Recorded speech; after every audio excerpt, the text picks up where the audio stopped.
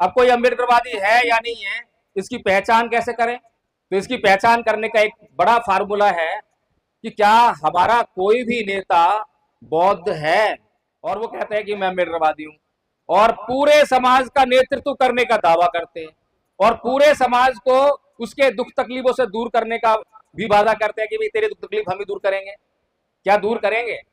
जो व्यक्ति बाबा साहेब के बताए हुए मार्ग पर नहीं चलता है, जो व्यक्ति बाबा साहेब को हर पल हर रोज धोखा देता है, क्या उससे हम ये उम्मीद कर सकते हैं कि वो अपने समाज के दुख दर्दों को दूर कर सकेगा? नहीं करेगा। क्योंकि अगर वास्तव में हमारे समाज पर कहीं पर भी जातिवाद का अत्याचार हो तो उसका समाधान क्या दिया बाबा साहेब? बाबा साहेब ने उस व्यवस्था को छोड़ने के लिए कहा, फिर दूसरी व्यवस्था को अपनाने के लिए कहा, दो बातें कही। तो जहां पर भी अत्याचार हो तो वहां पर अगर धार्मिक आंदोलन शुरू हो जाए तो फिर क्या होगा?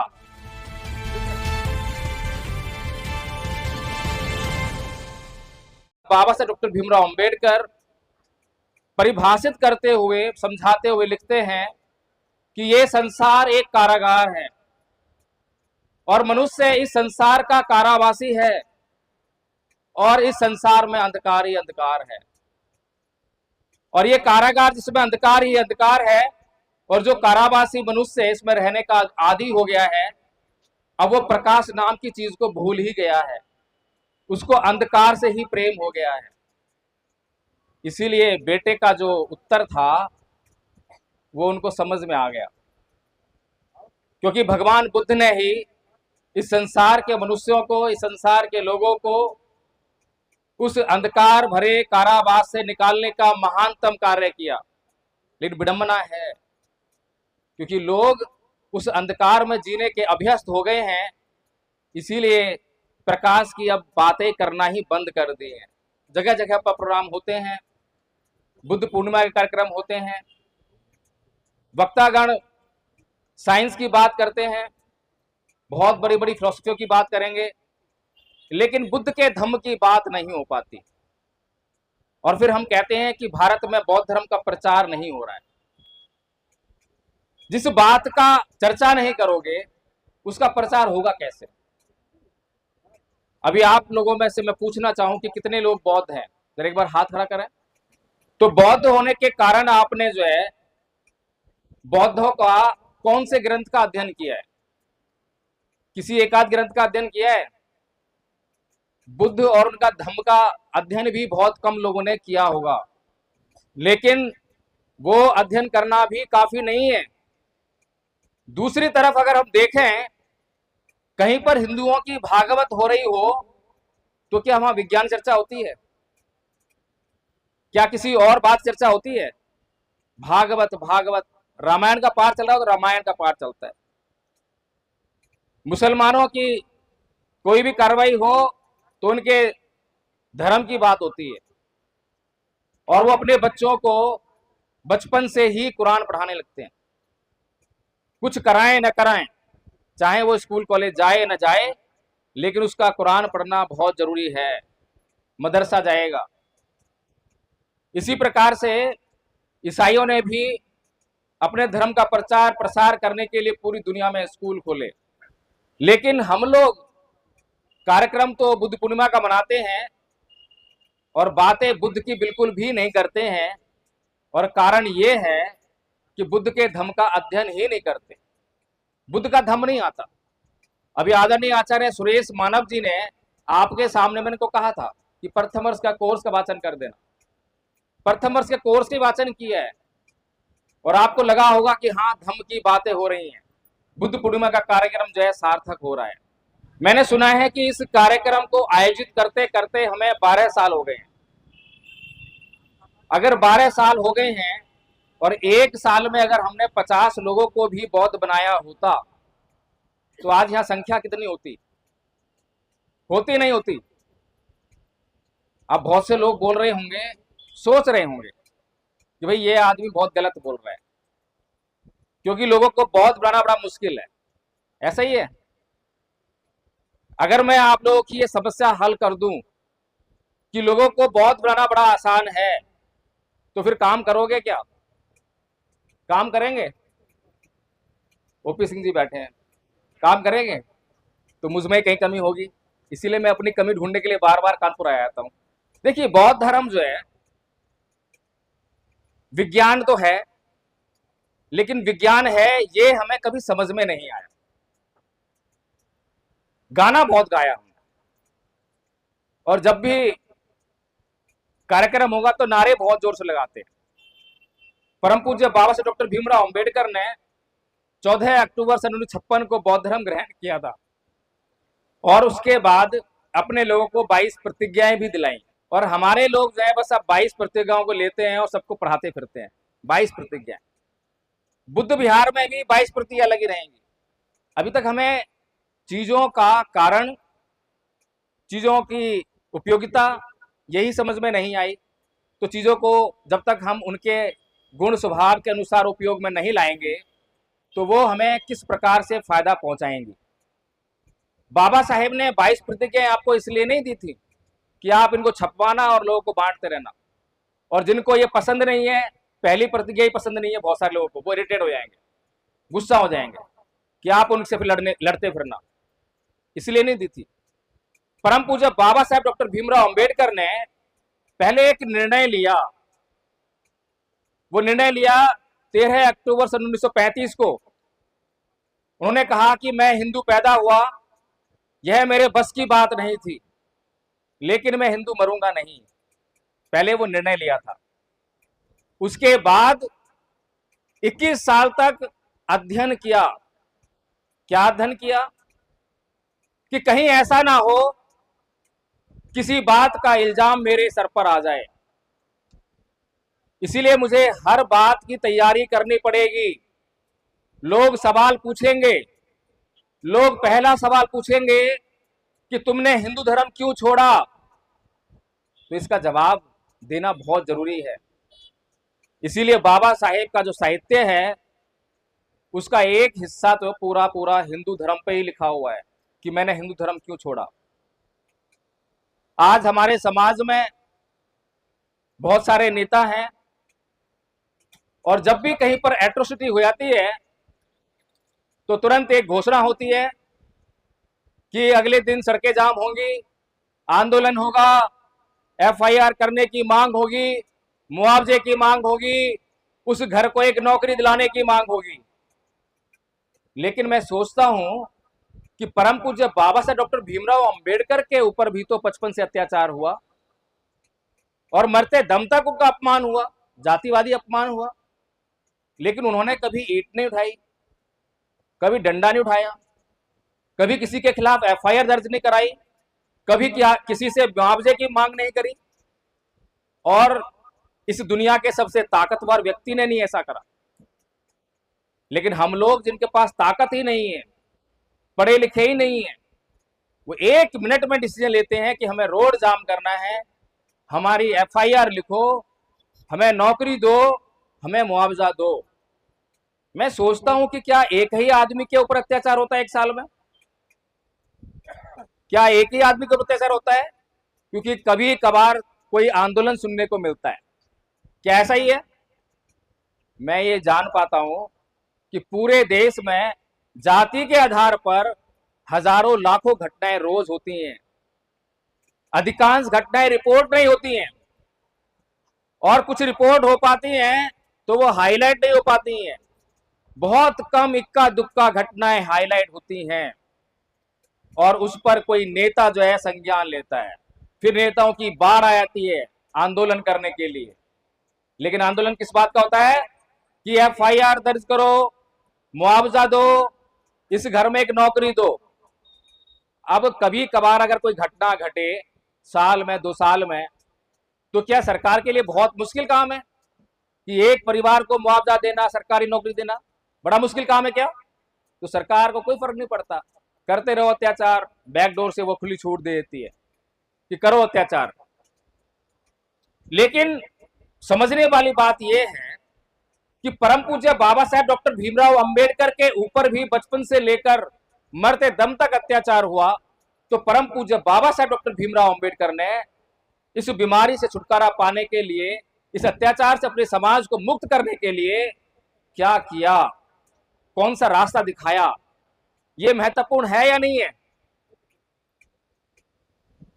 तो बाबा साहेब ने क्या करा, बाबा साहेब ने उस व्यवस्था का अध्ययन किया, और जब व्यवस्था का अध्ययन कर लिया तो वो इस निष्कर्ष पर पहुंचे कि भाई मेरे ऊपर कोई अध्यापक अत्याचार नहीं कर रहा, मेरे ऊपर कोई नाई अत्याचार नहीं कर रहा, कोई चपरासी अत्याचार नहीं कर रहा, गाड़ी वाला अत्याचार नहीं कर रहा, मेरे ऊपर तो एक पूरी व्यवस्था अत्याचार कर रही है।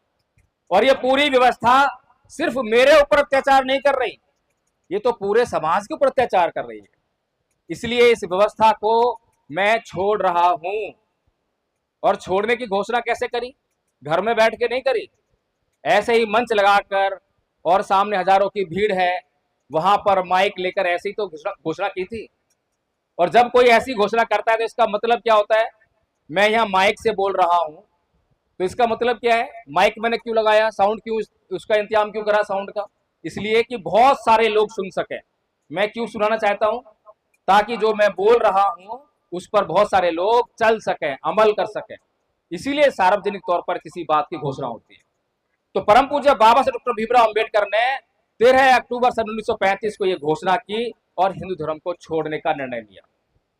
लेकिन समस्या ये है कि आज भी तो हमारे समाज के ऊपर अत्याचार हो रहे हैं, हो रहे हैं नहीं हो रहे। अगर ना हो रहे होते तो फिर ये आंदोलन किस लिए होते, हमारे नेता क्यों पैदा हो गए होते इतने सारे। लेकिन जब हमारे समाज के नेता आंदोलन करते हैं तो क्या वो अंबेडकरवादी होते हैं, क्या हमारे नेता अंबेडकरवादी हैं, नहीं है, क्या बात कर रहे। हमारा तो हर एक नेता जो है अपने आप को अंबेडकरवादी होने का दावा करता है, और आप कह रहे हो नहीं है, नहीं है, मैं किसी का नाम नहीं ले रहा, आप खुद से देख लिए जिस चीज को आप जानते हैं, कोई अंबेडकरवादी है या नहीं है। चलिए, अब कोई अंबेडकरवादी है या नहीं है, इसकी पहचान कैसे करें। तो इसकी पहचान करने का एक बड़ा फार्मूला है कि क्या हमारा कोई भी नेता बौद्ध है कोई बौद्ध, कोई जरा नजर घुमा के देखिए कोई बौद्ध हो तो। और वो कहते हैं कि मैं अंबेडकरवादी हूं, और पूरे समाज का नेतृत्व करने का दावा करते हैं, और पूरे समाज को उसके दुख तकलीफों से दूर करने का भी वादा करते हैं कि भाई तेरे दुख तकलीफ हम ही दूर करेंगे। क्या दूर करेंगे? जो व्यक्ति बाबा साहेब के बताए हुए मार्ग पर नहीं चलता है, जो व्यक्ति बाबा साहेब को हर पल हर रोज धोखा देता है, क्या उससे हम ये उम्मीद कर सकते हैं कि वो अपने समाज के दुख दर्दों को दूर कर सकेगा? नहीं करेगा। क्योंकि अगर वास्तव में हमारे समाज पर कहीं पर भी जातिवाद का अत्याचार हो तो उसका समाधान क्या दिया बाबा साहेब। बाबा साहेब ने उस व्यवस्था को छोड़ने के लिए कहा, फिर दूसरी व्यवस्था को अपनाने के लिए कहा, दो बातें कही। तो जहां पर भी अत्याचार हो तो वहां पर अगर धार्मिक आंदोलन शुरू हो जाए तो फिर क्या होगा, फिर सरकारें हिलेंगी नहीं हिलेंगी। अच्छा, आज भी अत्याचार हो रहे हैं तो अत्याचार कर कौन रहा है? हिंदू कर रहे हैं, हिंदू कर रहे हैं। आज भी कोई अत्याचार कर रहा है तो साधन क्या है उसका? साधन है सत्ता। सत्ता की जो शक्ति है उसके कारण वो हम पर अत्याचार कर रहा है।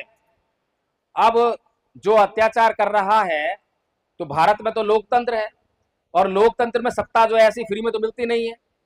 तो सत्ता जो है बहुमत में जो होता है उसकी होती है, यानी कि अधिकांश लोगों का वोट जिसको मिल जाएगा वो सत्ता में आएगा, शासक बन जाएगा। तो फिर जो सत्ता में बैठे हुए हैं, क्या उनके पास बहुमत है क्या? बहुमत है? पार्लियामेंट में तो दिखाया उन्होंने कि बहुमत है। लेकिन अगर हम जनसंख्या की बात करें, अभी आदरणीय ओपी सिंह जी बात कर रहे थे ना, SC ST OBC, अगर इसकी बात करें तो पूरी जनसंख्या का हिसाब लगाएं तो उस जनसंख्या में उनके पास बहुमत नहीं है, वो अल्पमत में है। तो उनके पास कभी भी इस देश की सत्ता नहीं होनी चाहिए, ये लोकतंत्र का गणित कहता है। ये बाबा साहेब का संविधान कहता है। लेकिन लोकतंत्र के गणित को और बाबा साहेब के संविधान को अगर झूठा साबित करने का किसी ने बहुत बड़ा काम किया है तो किसने किया है? आरएसएस। अच्छा, उसने मना करा तुम वोट मत दो, उसने मना करा तुम हिंदू धर्म मत छोड़ो, उसने मना किया तुम बौद्ध मत बनो। नहीं, अगर समाज 4 लोगों से सावधान हो जाए तो मैं समझता हूं उसकी सारी समस्याएं हल हो सकती हैं। पहला है सामाजिक बेईमान नेता, दूसरा है सामाजिक बेईमान बुद्धिजीवी, हमारे समाज का सामाजिक बेईमान बुद्धिजीवी जो बाबा साहेब को पढ़ता नहीं है, पढ़ता है तो समझता नहीं है, और समझ भी जाए तो समाज को समझाता नहीं है। तीसरा है सामाजिक बेईमान बौद्ध भिक्षु, और चौथा है सामाजिक बेईमान बहुजन मीडिया जिसका काम पत्रकारिता करना नहीं है, खोज करना नहीं है। कोई बोल रहा है तो बस स्टैंड लगा दिया, रिकॉर्ड कर लिया और दिखा दिया। अब जो दिखाएगा वही लोग सुनेंगे, और जो लोग सुनेंगे वही समझेंगे, उसके अलावा कुछ उनको समझ में नहीं आएगा। तो इसलिए ये 4 लोगों से संभलना जरूरी है। तो कहने का मतलब ये है कि अगर बाबा साहेब की जो पहली घोषणा थी 1935 पे, अगर आज ये SC ST OBC में बटा हुआ समाज अगर अपने आप को वास्तव में अम्बेडकरवादी कहता है, अगर ये समाज उस पहली घोषणा का अमल कर दे तो फिर क्या होगा इस देश में? क्या होगा जी? आप कह रहे थे आरएसएस का क्या होगा? अगर हमारा समाज जिसको हम SC कहते हैं, ST कहते हैं, OBC कहते हैं, अगर वो ये जो बाबा साहेब की पहली घोषणा थी उसका अमल कर ले तो इस देश में आरएसएस की हालत क्या होगी? अल्पमत में आ जाएगी, घुटनों के बल आ जाएगी, कुछ नहीं है। इसका मतलब ये है कि हम तो बेमतलब चिल्ला रहे हैं, हाय रे मरे, हाय रे मरे, हाय रे अत्याचार हुआ। अत्याचार के दोषी तो हम ही हैं, और दोष किसको दे रहे हैं? आरएसएस। हमारा बुद्धिजीवी आएगा, माइक लेगा, आरएसएस आरएसएस आरएसएस, हवा बना के रख दिया है। अब भाई आरएसएस कैसे आपके लिए गुनहगार है? धम्पद में भगवान बुद्ध कहते हैं, नए परिसंग विलोमानी नए परिसंग कथा कथंग अतनोव्य वेख्य कथानी कथानी च, कि दूसरे क्या कर रहे हैं, दूसरे क्या नहीं कर रहे हैं, ये मत देखो, मैं क्या कर रहा हूं और क्या नहीं कर रहा हूं, इसको देखो। क्या भगवान बुद्ध गलत है? बुद्धिपुर मना रहे हो आज आप? क्या भगवान बुद्ध गलत है?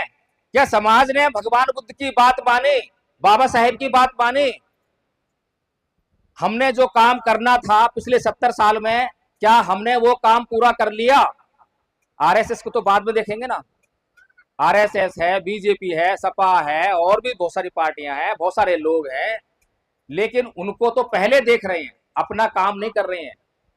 सही कह रहा हूं आदरणीय, गलत कह रहा हूं? हमने अपना काम पूरा किया। कौन सा काम? 2 महत्वपूर्ण काम, बस 2 काम करने थे। पहला काम हिंदू धर्म को छोड़ने का काम, दूसरा काम बौद्ध धर्म को अपनाने का काम। अगर ये 2 काम आप लोगों ने कर लिए होते और इन्हीं 2 कामों का प्रचार प्रसार अच्छी तरह से किया गया होता तो आज आपके पास कोई संकट नहीं होता। एक अकेले अंबेडकर, अकेले थे ना, ये कितने हुए? 2-4 हुए, अकेले अंबेडकर, और हमें संविधान देते हैं, लोकतंत्र देते हैं, तमाम हक अधिकार देते हैं, और आज हजारों लाखों अंबेडकर हैं या नहीं है? हजारों लाखों पढ़े लिखे लोग हैं। उस समय बाबा साहेब कहते थे अगर मेरे समाज में 10 डॉक्टर, 10 वकील, 10 इंजीनियर हो जाएंगे तो मेरे समाज पर कोई आंख उठाकर नहीं देख पाएगा। लेकिन आज लाखों पढ़े लिखे लोग हैं, तमाम जितने भी संसद में गए सारे पढ़े लिखे हैं, कोई न पढ़े गया। तमाम विधानसभाओं में बैठे हुए लोग सब पढ़े लिखे हैं, तमाम सुप्रीम कोर्ट तक बैठे हुए जज जो आरक्षण से लेकर गए हैं सभी पढ़े लिखे, अनपढ़ नहीं है। IAS IPS सभी पढ़े लिखे हैं, सरकारी नौकरियों में जितने भी लोग हैं सब पढ़े लिखे हैं।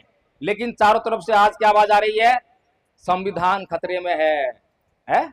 लोकतंत्र खतरे में है, हमारे हक अधिकार खतरे में है। और हमारे नेता जो है मंच पर लगातार यही बातें बोलते हैं। क्यों बोलते हैं? ताकि तुम लोग उनको वोट कर दो। ऐसे है, आकर चिल्लाएंगे कि हमारा सब कुछ खतरे में है, फिर हम पूछेंगे नेताजी क्या करें?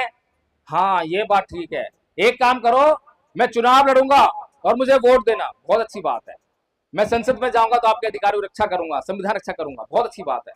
अब हमारे नेताजी जो पहली बार चुनाव लड़ेंगे जीत तो जाएंगे नहीं, पहली बार तो हारते ही है। तो हुआ ये कि वो नेताजी चुनाव हार गए, फिर आए मंच पर, अरे मेरे समाज के लोगों, आप लोगों ने मेरी हेल्प करी, वोट दिया, लेकिन मैं हार गया, मुझे अब कांग्रेस बुला रही है, मुझे बीजेपी बुला रही है, मुझे सपा बुला रही है, अगर मैं उनकी पार्टी से चुनाव लड़ूंगा तो मैं जीत जाऊंगा, और जब मैं संसद में जाऊंगा तो आपकी आवाज उठाऊंगा, मैं आपके हक अधिकार की लड़ाई लड़ूंगा। हाँ, नेताजी सही कह रहे हैं। अब नेताजी सही कह रहे हैं, नेताजी सही करते हैं, कहते कहते जो है हमारा समाज कब कहां चला गया पता ही नहीं चला, पता ही नहीं चला। इसी समाज ने पता नहीं कितने लोगों को बुद्धिजीवी मान मानकर भर भर के उनका प्रचार किया। एक उदाहरण मैं दूंगा, बाकी आप समझ जाना सारे दिन। मान्यवर साहब कांसी राम जी ने चमचा युक्त किताब लिखी, लेकिन हम समझ ही नहीं पाए कि हमारे समाज में चमचा कौन है। और जब तक चमचा को समझेंगे नहीं और चमचा को तिरस्कार नहीं मिलेगा, अपमान नहीं मिलेगा, तो क्या चमचा बनना बंद हो जाएंगे समाज में? होंगे क्या? अरे जब चमचाओं को सम्मान मिलेगा, जब वो एमएलए एमपी बनेंगे, संसद में जाएंगे, विधायक बनेंगे, तो वो चमचा बनने में गुरेज करेंगे क्या? इस समाज में लगातार चमचा पैदा होते रहेंगे। इसीलिए बहुत जरूरी है कि हम अपने बीच के, अपने समाज में उन चमचा पिट्ठू दलालों को पहचाने। अगर पहचान लेंगे तो फिर उनका तिरस्कार शुरू हो जाएगा, उन्हें अपमान महसूस होने लगेगा, अपमान महसूस लगेगा तो फिर चमचा होने का कोई दुस्साहस नहीं कर पाएगा। आदरणीय डॉक्टर लक्ष्मण यादव जी, नाम सुना होगा आप लोगों ने। वो अक्सर कहते हैं, एक कोटेशन कहते हैं, जब जब सड़कें सुनसान हो जाती है तो संसद आवारा हो जाती है। सुना है आप लोगों ने? और ये हमारे लोगों को बड़ा अच्छा लगा, बड़ा पसंद आया, क्योंकि सड़कों पर आंदोलन करना बड़ा पसंद है हमारे लोगों को। तो बहुत पसंद आया तो क्या करा उन्होंने, रातों रात doctor Lakshman Yadav hero, doctor Lakshman Yadav को डॉक्टर लक्ष्मण यादव बनाने वाला उनका यादव समाज नहीं है क्या? कौन समाज है? यही समाज है। इसीलिए तो वीडियो वायरल किए ना। उनको तो उनके समाज ने कभी ऐसा मंच लगाकर भी नहीं दिया होगा, ये मंच भी हमारे समाज ने लगाकर दिए हैं। और वो क्या बोल रहे हैं कि जब जब सड़कें सुनसान हो जाती हैं तो संसद आवारा हो जाती है। ये किसने कहा है? किसी कोटेशन है ये? राम मनोहर लोहिया की। और राम मनोहर लोहिया का आदर्श किसका है? समाजवादी पार्टी का। समझ ही नहीं पाते ना आप लोग। अब ये जो बात उन्होंने कही है, बाबा साहेब ने तो कुछ कहा होगा, कभी हमने ध्यान लगाया नहीं, क्योंकि बाबा साहेब पढ़ना ही नहीं हमें तो खाली यूट्यूब पे अब आजकल काम आसान हो गया है, रील आ रही है, उसको स्क्रॉल किया, ये वाली रील अच्छी है, अरे वाह बहुत अच्छा भाषण दिया है, ये वाला आजकल हमारा जो है काम शुरू हो गया। तो बाबा साहेब ने क्या कहा है? बाबा साहेब कहते हैं कि जब जब संसद आवारा हो तो मैंने तुम्हें हर 5 साल बाद वोट का अधिकार दिया है। जब जब संसद आवारा हो तो अपने वोट की इस ताकत से उस संसद का आवारापन दूर कर देना। अब बताइए कौन सा काम आसान है? कौन सा काम आसान है? वोट का इस्तेमाल करके संसद का आवारापन दूर करना आसान है, या सड़कों पर आंदोलन करके उस संसद का आवारापन दूर करना आसान है? बताइए। लेकिन वोट का अधिकार जो है इस्तेमाल कैसे करोगे? क्योंकि ये समाज तो अपने आप में कुछ समाज है ही नहीं, संगठित नहीं है, अनुशासित नहीं है, दिशाहीन है, भेड़ बकरी है। भेड़ बकरियों का जब तक कोई नेता ना हो, कोई चरवाहा ना हो, तो जहां मर्जी चली जाएंगी, ऐसा ही है। तो ये जो बुद्धिजीवी है, ये इसी का काम था। पिछले 70 साल में जब से संविधान लागू हुआ, हमें बोलने का अधिकार मिल गया, हमें लिखने का अधिकार मिल गया, हमें घूमने का अधिकार मिल गया, हमें उठने बैठने का अधिकार मिल गया, तब हमारे बुद्धिजीवी का ये काम था कि वो बाबा साहेब को पढ़ता, बाबा साहेब को समझता, और समझ के जो है अपने समाज के बीच में जाता और उसको जो है बाबा साहेब का मिशन समझाने का काम करता। आज भी 70 साल बाद भी बहुत से लोग बाबा साहेब को नहीं जानते, बाबा साहेब का नाम नहीं जानते, हमारे अपने लोग नहीं जानते। तो सोचिए कि हम लोग जो हैं, मैंने 4 लोगों की बात बताई थी, एक सामाजिक बेईमान नेता, सामाजिक बेईमान बुद्धिजीवी, और सामाजिक बेईमान मीडिया, और सामाजिक बेईमान बौद्ध भिक्षु। धम्पद में गाथा है, चरंचे नादी गच्छे ये सेयंग सदी समतनो एकंग चरयंग दलहंग कैरा नत्थी बाले सहायता, कि अगर कोई बुद्धिमान साथी ना मिले तो अकेले चलना बेहतर है, लेकिन मूर्ख की संगति नहीं करनी चाहिए। अगर आपको सत्य का मार्ग पता लग जाए, सच्चाई पता लग जाए, तो कभी घबराना नहीं चाहिए। आज चारों तरफ झूठ का बोलबाला है, आज धम्मपद संघ जो है, जो बात कह रहा है, जो काम कर रहा है, वो अधिकांश समाज को, 99% समाज को वो काम पसंद नहीं आ रहा है। क्यों नहीं आ रहा है? उदाहरण देकर समझाता हूं। अभी मैं यहां पर 1 घंटे तक भगवान बुद्ध की, आज बुद्ध पूर्णिमा मना रहे हैं हम, अगर भगवान बुद्ध का एक सिद्धांत है, ना ही वेरेन वेरानी समंतुदाचरंग अवेरन च समंति ऐस धम्मो सनातनो, कि वैर से कभी वैर शांत नहीं होता, अवैर से ही वैर शांत होता है। यही सनातन धर्म है, ये सनातन नियम है। अगर ये बात कि हमें हिंसा नहीं करनी चाहिए, हमें क्रोध नहीं करनी चाहिए, 1 घंटा तक आपको समझाऊं, आप 10 सवाल करोगे मेरे से। कोई हमें मारने आ जाए तो, हमारे सामने शेर आ जाए तो, सांप आ जाए तो, 10 सवाल करोगे, लेकिन फिर भी आप अहिंसा को नहीं समझोगे। लेकिन अगर मैंने एक बार ऐसे कर दिया, ऐसे, आपको सब कुछ समझ में आ जाएगा। आएगा नहीं आएगा? क्या समझ में आएगी? हिंसा। हिंसा आपको बहुत जल्द समझ में आएगी। कारण क्या है? कारण ये है कि हम बचपन से, जब से पैदा हुए हैं, हमारे घर में, हमारे समाज में, स्कूल में, कॉलेज में, सब जगह जो है यही क्रोध, हिंसा, गाली गलौज, लड़ाई झगड़ा, यही तो हुआ है। कहीं पर किसी ने ये देखा है कि किसी ने किसी को गाली दी हो और उसने उसको गाली ना दी हो? ऐसा कभी हुआ है? हमने यही देखा है, यही सीखा है और यही किया भी है। तो जिस चीज का हमने बचपन से अभ्यास किया है, तो अब उसको समझ में आना तो आसान है, लेकिन उसके उलट जो व्यवहार है उसको समझना बड़ा मुश्किल हो गया है।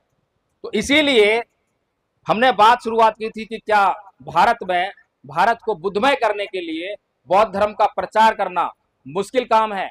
तो अधिकांश लोग जो हैं, जो पिछले 70 साल से काम कर रहे हैं, पहले तो मैं उनको बहुत बहुत साधुवाद प्रेषित करता हूं, क्योंकि अगर मैं यहाँ पर इस मिशन मूवमेंट की बात कर पा रहा हूँ, आज बौद्ध धर्म की बातें कर पा रहा हूँ, तो मैं कहीं ना कहीं उनका आभारी हूँ, क्योंकि उन्होंने इस कारवा को यहाँ तक लेकर आए हैं, मुझ तक दिया है। लेकिन बाबा साहेब एक बात कहा करते थे कि कोई भी औरत अपनी इज्जत की कीमत के आधार पर किसी के प्रति कृतज्ञ नहीं हो सकती। इसीलिए मेरी भी एक मजबूरी है कि मैं समाज के हितों की कीमत पर किसी व्यक्ति, किसी संगठन के प्रति कृतज्ञ होना नहीं चाहूंगा। इसीलिए जो कुछ भी बोलूंगा, समाज के हितों को सामने रखकर बोलूंगा। इसीलिए पिछले 70 साल में अब तक जो काम हुए हैं, बहुत बहुत साधुवाद, लेकिन उनकी समीक्षा करना भी हमारा फर्ज है।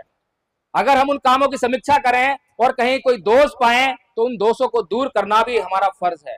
अगर हम दोष को दूर नहीं करते हैं और उन्हीं कारणों को दोबारा दोबारा रिपीट करते हैं, तो हमें फेलियर मिलते आए हैं, आगे भी फेल होते जाएंगे। तो इसीलिए पिछले 70 साल में क्या कमी हुई, इस पर फोकस किया गया। तो हमने देखा कि अभी तक जो धर्म परिवर्तन हुआ है वो प्रतीकों के आधार पर हुआ है, केवल प्रतीकों का परिवर्तन हुआ है। धर्म परिवर्तन के लिए मैं 3 बातों को जिम्मेदार मानता हूं। 3 बातें हो जाए तो मैं समझता हूं धर्म परिवर्तन हो सकता है। पहले 2 परिवर्तन जो है, बाकी के जो धर्म परिवर्तन करना है, किसी को हिंदू से मुसलमान बनना है, मुसलमान से हिंदू बनना है, ईसाई बनना है, तो पहले 2 परिवर्तन चाहिए। पहला परिवर्तन है प्रतीकों का परिवर्तन, यानी जिसको देखते ही ये पहचान हो जाए कि ये हिंदू है, ये मुसलमान है, ये सिख है, ये ईसाई है। जैसे पंचशील का झंडा हुआ, कपड़े हुए, दाढ़ी मूछ हुए, बाल हुए, ये सब प्रतीक हैं। दूसरा परिवर्तन हुआ रीति रिवाज और परंपराओं का परिवर्तन। ये सब आप जानते होंगे, जैसे कोई हिंदू से मुसलमान बन जाए तो उसके रीति रिवाज, परंपराएं सब बदल जाती हैं। तीसरा परिवर्तन हुआ चित्त का परिवर्तन। तो ये जो तीसरा परिवर्तन है, ये केवल बुद्ध मांगते हैं। बाकी का आप कोई भी धर्म परिवर्तन कर लो, हिंदू से मुसलमान बन जाओ, तो मुसलमान लोग कभी नहीं कहेंगे पहले अपना चित्त का परिवर्तन करके आज तेरा कल्याण होगा। वो कहेगा कि जा मस्जिद में अल्लाह की इबादत कर, तेरा कल्याण हो जाएगा। ईसाई बन जाओ, वो भी आपसे नहीं कहेंगे कि अपने चित्त में परिवर्तन कर तो तेरा कल्याण होगा। वो भी कहेंगे कि गॉड की प्रेयर करो, जो मांगो सब मिल जाएगा। हिंदू बन जाओ, वो भी ये नहीं कहेंगे कि चित्त का परिवर्तन करके आओ तो कल्याण होगा। वो कहेंगे कि ये ईश्वर है, मूर्ति है, यहाँ पर भोग लगाओ तो सब कुछ मिल जाएगा, जो मांगना हो मिल जाओगे। लेकिन भगवान बुद्ध एकमात्र ऐसे महामानव इस संसार में हुए जिन्होंने ये कहा कि भैया चाहे पहले 2 परिवर्तन करो मत करो, उनसे ज्यादा बनता बिगड़ता नहीं है।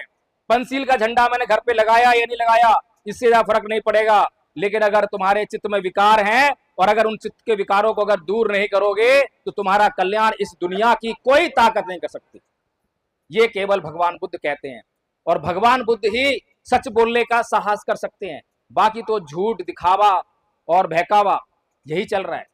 लेकिन समस्या ये है कि जब तक हम भगवान बुद्ध के धम्म को, भगवान बुद्ध के धम्म की एक एक बात को नहीं जानेंगे, नहीं समझेंगे, तब तक हम जो है इसका प्रचार प्रसार नहीं कर सकते। एक सबसे आसान बात, अभी हमने बात कही थी कि भगवान बुद्ध के धम्म का प्रचार प्रसार करना सबसे बड़ा मुश्किल काम है। लेकिन अगर मैं एक किसी हिंदू से ये पूछूं कि भाई तुम हिंदू हो तो तुम हिंदू कैसे हो ये बताओ, तो क्या जवाब आएगा? यही जवाब आएगा कि भाई मैं हिंदू परिवार में पैदा हुआ इसीलिए मैं हिंदू हूं। किसी मुसलमान से पूछो यही जवाब आएगा। अब अगर किसी हिंदू घर में कोई बच्चा पैदा हो और उसको मुसलमान के घर में छोड़ दो, तो क्या किसी हिंदू देवता में ताकत है कि उस मुसलमान के घर में जाकर जो बोल सके कि तू मुसलमान है, तू हिंदू है क्या? मुसलमान ही बनेगा वो। और मुसलमान के घर कोई बच्चा पैदा हो और पैदा होते उसको हिंदू घर में छोड़ दो, तो किसी अल्लाह में ताकत है जाके उसको जय बता दे तू मुसलमान है क्या? इसका मतलब क्या हुआ कि हिंदू होना, मुसलमान होना ये एक भ्रम है। वास्तव में ऐसा कुछ होता ही नहीं। लेकिन इससे हमें एक बात समझ में आती है, अब तक पिछले 70 साल में जो हमारा मिशन चला है, वो मिशन चला है तर्क के आधार पर, लॉजिक के आधार पर। क्या ये दुनिया तर्क से चलती है? नहीं चलती। ये दुनिया तर्क से नहीं चलती है, यही समझने में बड़ी भूल हो रही है। अगर ये दुनिया तर्क से चलती तो हमें इसको समझाना बड़ा आसान काम हो गया होता। हम लाख तर्क देते हैं, देख देख ये मूर्ति कोई खा रही है, नहीं खा रही ना, तो फिर तू क्यों चढ़ा रहा है? बोलते आ रहे ना पिछले 70 साल से, लेकिन वो समझने को तैयार नहीं है। तो क्या मतलब हुआ कि ये दुनिया तर्क से नहीं चलती, ये दुनिया अभ्यास से चलती है। यानी कि बचपन में जो अभ्यास हो गया, बचपन में जब उसे हिंदू होना बताया गया, वो हिंदू था नहीं, लेकिन उसके परिवार ने बोला तू हिंदू है, फिर समाज ने बोला वो तू हिंदू है, तो उसे हिंदू होने का अभ्यास हो गया। अब उसे ये विश्वास हो गया और पक्का विश्वास हो गया, अब उसको कोई टाल नहीं सकता। दुनिया की कोई ताकत नहीं है, बहुत मुश्किल काम है कि उसको कोई हिंदू से मुसलमान बना दे, हिंदू से बौद्ध बना दे। मुश्किल काम हुआ नहीं हुआ। और हमारा काम कब स्टार्ट होता है? 18 साल के बाद। हम कहते हैं अब बच्चा समझदार हो गया, जाओ अपना काम करो, लॉजिक। लेकिन अब वो समझदार नहीं हो गया, अब वो बेवकूफ हो गया है। जब वो समझदार था, जब हमने काम नहीं किया, जब वो प्रश्न करता था, जब हम उसे कहते थे बच्चा है इसलिए सवाल कर रहा है, और जब उसने प्रश्न करना बंद कर दिए, जब उसका दिमाग अवधारणाओं से भर गया, तो हम कह रहे हैं कि समझदार हो गया है। समझदार नहीं हुआ, मूर्ख हो गया है। और मूर्ख को समझाना बड़ा मुश्किल है, मूर्ख को समझाना बड़ा मुश्किल है। तो इसीलिए मूर्ख से बचने का हमने जो तरीका अपनाना चाहिए, तो हमें क्या करना चाहिए? सबसे आसान काम क्या है? सबसे आसान काम है कि बचपन को कंट्रोल करो। अभी मैं बहुत जगह बोलता हूं कि भाई आपके बच्चे जो हैं बौद्ध धर्म नहीं सीख रहे हैं, बोलते भी बच्चे पढ़ रहे हैं। मैं कहा अच्छा, कब सीखेंगे? जब पढ़ाई पूरी है, जब पढ़ेंगे। अभी पढ़ रहे हैं, और जब वो पढ़ जाएंगे तो वो या तो हिंदू बन जाएंगे, या मुसलमान बन जाएंगे, या नास्तिक बन जाएंगे, कुछ भी बन जाएंगे, लेकिन बौद्ध नहीं बनेंगे, बौद्ध नहीं बनेंगे। तो इसीलिए अगर बचपन में ही हमें काम करना है, तो सबसे आसान काम है स्कूल खोलना। क्योंकि स्कूलों में अगर बच्चों को साइंटिफिक टेम्परामेंट पढ़ाओगे तो वो साइंस की बात करने लगेंगे, साइंटिफिक टेम्परामेंट की बात करेंगे, लॉजिक की बात करेंगे। और बच्चों को अगर बचपन में ही हमने अंधविश्वास पढ़ाया और राहु केतु पढ़ा दिए, तो क्या बात करेंगे? वो वही बात करेंगे। अभी एक चल रही ना रील जो है, उसमें बोल रहे हैं कि वो पृथ्वी किस पे घूम रही है, ये तो मास्टर ही गलत पढ़ा रहा है मेरे को। तो यही हाल, और ये हाल वो आपने रील देखी है, मैंने हकीकत देखी है, सामने मोबाइल में वीडियो रिकॉर्डेड, कि ये सरकारें, ये जो आरएसएस जिसको आप दोष दे रहे थे, ये आरएसएस ने काम कर रही है, लगातार काम कर रही है। ऐसे स्कूल आपके लिए खोल दिए हैं, नाम है बनवासी नहीं, आश्रम पद्धति विद्यालय, और उसमें आपके एससी एसटी के बच्चे जाते हैं और उनको पूरा हनुमान चालीसा याद है। आपने तो शायद 2-4 लाइन का सुना होगा, मैं दंग रह गया, पूरा रिकॉर्डेड है। बहुत देर तक हनुमान चालीसा पढ़ते रहे। उसके बाद मैंने पूछा कि भाई ये बताओ पृथ्वी बड़ी है या सूरज बड़ा है? तो बच्चे बोलते हैं कि पृथ्वी बड़ी है। मैं सरप्राइज कर गया, मैं कहा ये बच्चे क्या बोल रहे हैं? मैंने कहा अच्छा ये बताओ चांद बड़ा है या सूरज बड़ा है? चांद बड़ा है। सोचिए। फिर मैंने पूछा अच्छा ये बताओ कि सौर मंडल में कितने ग्रह हैं, उनके नाम बताओ। तो बोलते हैं पृथ्वी, चंद्रमा, राहु, केतु। मैं एक बात भी झूठ नहीं बोल रहा हूं, रिकॉर्डेड है इसमें, ये सब पढ़ाया जा रहा है। तो कहने का मतलब ये है कि हिंदुओं को अगर हिंदुत्व का प्रचार करना है तो अपने स्कूल खोल रहे हैं, मुसलमानों को अगर मुसलमान धर्म प्रचार करना है, बचाना है उसको, तो वो मदरसे खोल रहे हैं, ईसाइयों को अपने धर्म का प्रचार करना है तो वो स्कूल खोल रहे हैं, लेकिन बौद्धों को अगर बौद्ध धर्म प्रचार करना है तो उनके स्कूल बताइए कहाँ खोल रहे हैं। ये समाज बाबा साहेब की जयंती बनाने में एक दिन में करोड़ों अरबों रुपए खर्च कर देता है, करता है नहीं करता, और उसका रिजल्ट क्या होता है? जीरो। और जीरो नहीं, बहुत बड़ा जीरो। अभी माइनस की बात हो रही थी, बहुत बड़ा जीरो। अभी हमारे बीच में जितनी संस्थाएं हैं वो जयंती मनाने में या कार्यक्रम करने में लाखों हजारों रुपया खर्च कर रही हैं, लेकिन अगर यही पैसा बचाकर हम लोग जो है समाज के लिए स्कूल खोलने लग जाएं और स्कूलों में जो हम बातें बता रहे हैं बौद्ध पद्धति की शिक्षा अगर वो लागू कर दी जाए, तो क्या ये मुश्किल काम है कि भारत को बौद्ध में कर सकें? बताइए मुश्किल काम है क्या? हमने इसका जो है प्रैक्टिकल करके देखा है। बक्सर बिहार में हमारा पहला स्कूल चल रहा है, छोटा सा स्कूल बनाया, इतने फंड्स नहीं है हमारे पास, समाज जो है इस काम के लिए सहयोग करता नहीं है, तो वहां पर एक ही गांव में 35 बच्चे हमारे आचार्य बन गए।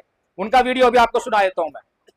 और वो 35 बच्चे जो है आज पूरे बक्सर को हिला के रख दिया उन्होंने। ऐसे बच्चे हमने तैयार कर दिए हैं। बौद्ध धर्म की बात करते हैं, उनके माँ बाप अभी भी हिंदू हैं, लेकिन बच्चों को हमने जो है आचार्य बना दिया। आप बताइए बड़े होकर क्या बनेंगे? वो बन गए नहीं बन गए? तो बौद्ध धर्म का प्रचार करना बड़ा आसान काम है, लेकिन जो काम अब तक करते आए हैं उनसे बौद्ध धर्म का प्रचार कभी नहीं हो सकता। उस काम को बदलना पड़ेगा, बौद्ध धर्म को सीखना पड़ेगा। इसीलिए धम्मपद संघ ने बौद्ध धर्म को सिखाने के लिए कोर्स का निर्माण किया और कोर्स को 3 भागों में बांटा, प्रथम वर्ष, द्वितीय वर्ष और तृतीय वर्ष। नाम है 1 साल का, लेकिन अगर सीखना चाहो तो 3 दिन में सीख सकते हो, 1 हफ्ते में, 1 महीने में आराम से। और अनपढ़ लोगों से लेकर पीएचडी किए हुए लोगों ने ये कोर्स कर लिया है पाली हिंदी में। कोई मुश्किल कोर्स नहीं है, बस एक पढ़ने का कोर्स है, बहुत आसान है। और सबसे बड़ी बात, इस कोर्स को याद करवाने की जिम्मेदारी हम लेते हैं, हम करवाएंगे, हम बोलना सिखाएंगे। और ये कोर्स बिल्कुल मुफ्त है, 1 रुपया आपसे रिचार्ज कर रहे हैं। बताइए और क्या करें? फिर दूसरे वर्ष का कोर्स है संस्कारकर्ता बनाने का कोर्स, क्योंकि भारत से बौद्ध धर्म कैसे गायब हुआ इसके बारे में बाबा साहेब लिखते हैं कि जब इस्लाम का आक्रमण 12वीं शताब्दी में यहाँ भारत पे हुआ तो ब्राह्मण धर्म भी था, बौद्ध धर्म भी था, लेकिन ऐसा क्या हुआ कि ब्राह्मण धर्म तो जीवित रह गया लेकिन बौद्ध धर्म यहाँ से गायब हो गया। कारण बताते हैं कि ब्राह्मण जो है वेद पाठी होता है, वो बचपन से ही अपने बच्चों को वेद मंत्र सिखाता है, तो उसका धर्म जो है बचा रहा। लेकिन यहाँ पर जो धर्म था बौद्ध धर्म, वो बौद्ध भिक्षुओं के हाथ में था, उपासकों को धर्म नहीं पता था। तो जब बौद्ध भिक्षुओं का कत्लेआम हुआ या यहाँ से भाग गए, ये भूमि बौद्ध भिक्षुओं से शून्य हो गई, तो यहाँ से धर्म भी गायब हो गया। और सबसे बड़ी बात ये हुई कि बौद्धों को संस्कार करवाने की बड़ी लत पड़ गई, बड़ी बुरी लत पड़ गई। बिना संस्कार के कुछ काम नहीं कर सकते, ना विवाह कर सकते हैं, ना गृह प्रवेश कर सकते हैं, ना नामकरण कर सकते हैं, कोई भी काम नहीं कर सकते। तो फिर ब्राह्मण के पास मौका था और ब्राह्मण ने ऑफर कर दिया, लाइए आपका संस्कार हम करा देते हैं। इतनी आसानी से इतना विशाल जम्बू द्वीप जो बौद्ध था वो इतने आसानी से जो है ब्राह्मण धर्म में तब्दील हो गया और आज हम छटपटा रहे हैं। तो मैंने पहले ही शुरुआत में कहा था कि हर घटना अपने कारण में विद्यमान रहती है, तो हमारे पास कोई कारण नहीं है। अगर समस्या है तो उसका कारण है, और उसका कारण है तो उस पर काम करना पड़ेगा।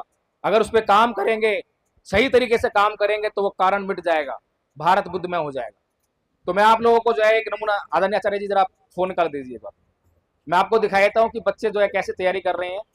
नमो तस्य भगवतो अरहतो सम्मा संबुद्दस्स। मैं उन सम्यक संबुद्ध को नमन करना चाहता हूँ जिन्होंने अपनी समाज तिथियों पर तुरंत या निरंतर स्थापित करके अपने चित्त कलेशों का अंत कर दिया और काम, क्रोध, लोभ, द्वेष, इच्छा, राग इत्यादि को अपने चित्त से निकाल बाहर कर अपने चित्त को परिशुद्ध किया। मनोपुभंगमा धम्मा मनसिद्धा मनोमय मनसा चेपदुठेन भासति वा करोति वा तत्तोऽनंग दुःखमनवेति चक्रं भवतो पदं सबे सता सुखी हन्तु सबे हन्तु चखेमिनो सबे भद्राणि पश्यन्तु मा किंचित् दुःखमागमा।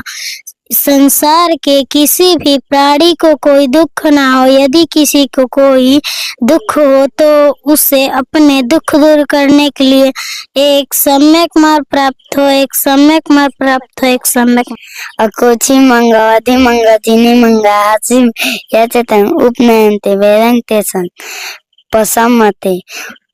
उसने मुझे दाता, उसने मुझे मारा, उसने मुझे जीत लिया, उसने मेरा सब कुछ लूट लिया। जो ऐसे मन में बनाए रखते हैं उनका वेद कभी शांत नहीं होता। सब पापस्य करणं कुशल उपसंपदा सचित परियोदपन एतं बुद्धानुशासनं। सभी पाप कर्मों को न करना, सभी पुण्य कर्मों को संचय करना, अपने चित्त को परिशुद्ध करना, यही बौद्धों की शिक्षा है। नहीं वेदन वेदानी समन्ति धाकुदाचन अवेदन समन्ति तमो सनातन। इस संसार में वेद से वेद कभी शांत नहीं होता, और वेद से ही वेद शांत होता है। यही संसार का सनातन नियम है। नहीं वेदन वेदानी समन्ति धाकुदाचन अवेदन समन्ति तमो सनातन। इस संसार में वेद से वेद कभी शांत नहीं होता, वेद से ही वेद शांत होता है। क्या क्या सीखा आपने? सब कुछ सीखा। सब कुछ सीख लिया तो हमारे दर्शकों को कुछ सुना दीजिए। नाही वेरेन वेदानि समन्ति धाकुदाचनं अवेरेन च समन्ति धम्मो सनातनो। इस संसार में वैर से वैर कभी शांत नहीं होता, वैर से ही वैर शांत होता है। यही संसार का सनातन नियम।